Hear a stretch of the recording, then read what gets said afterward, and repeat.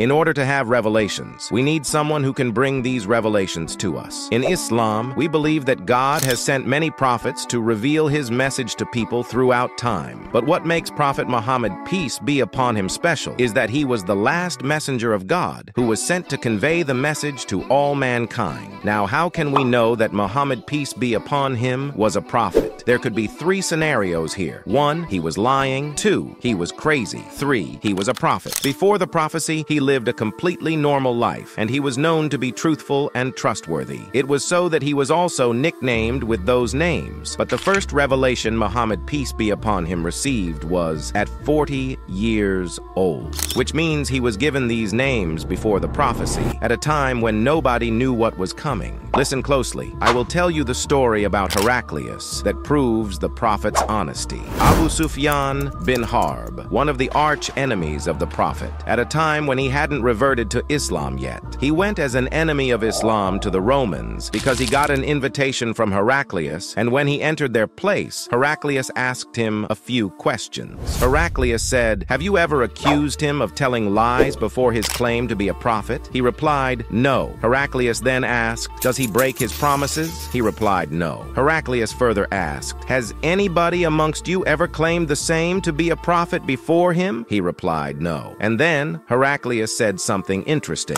"If he is the way you describe to me, and you're his enemy, then he will rule what's under my feet today. And if he was here in front of me today, I would be washing his feet, because that's a true messenger." Heraclius understood based on prophecies in the Injil. He knew he was coming. Now you may ask, couldn't Muhammad, peace be upon him, lie because he wanted power? This cannot be true, as the most powerful leaders at that time offered Prophet Muhammad anything just so he could stop preaching. But the prophet denied these offers. But was he crazy? The short answer is no. Everyone was seeking his advice and help, Muslims and non-Muslims. That is indeed not the qualities of someone who is crazy. Our only conclusion in this case is that Prophet Muhammad, peace be upon him, actually was a prophet. And with that, I want to end with some prophecies of him. Psst, a few of many. When making a prophecy, there are certain rules to be followed if you want it to come true. So the two main rules are to not give a specific time and place. But Prophet Muhammad, peace be upon him, went on and gave a specific time and place in which Persia would defeat Rome. And so it happened. The Arab desert was just sand, nothing else. But in the 7th century, Prophet Muhammad, peace be upon him, went on and said that the last hour wouldn't come until the land of Arabia reverts to meadows and rivers. As we can see, Arabia is just getting greener and greener. Muhammad, peace be upon him, said that Islam will touch every single house. Only in recent years, even though Islam is being attacked by the media, have we seen an incredible growth of Muslims around the world. Islam is the fastest growing religion and is expected to be the biggest religion in the world in the upcoming decades. Now think for yourself. How could an illiterate man in the middle of the desert make prophecies that were not only accurate, but also came true, even though the claims being so exaggerated at the time that they were hard to believe?